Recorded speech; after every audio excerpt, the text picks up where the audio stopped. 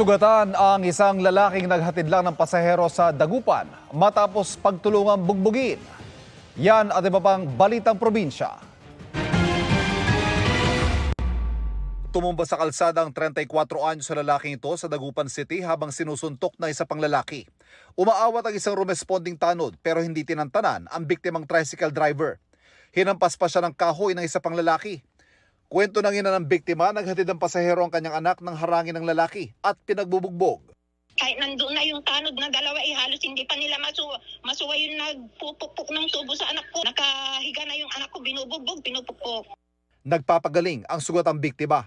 Ayon sa barangay, nagkaroon ng hindi pagkakaunawaan ng mga sangkot na pare-parehong wala pang pahayag. Nakatakdang magharap ang biktima at mga suspect.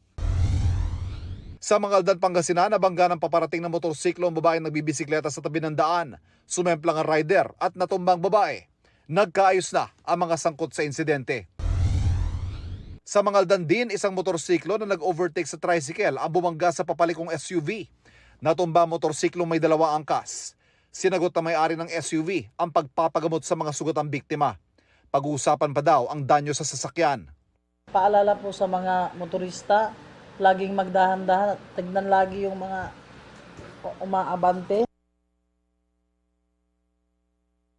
Mga kapuso, patuloy na tumutok sa mga balita. Mag-subscribe sa GMA Integrated News sa YouTube.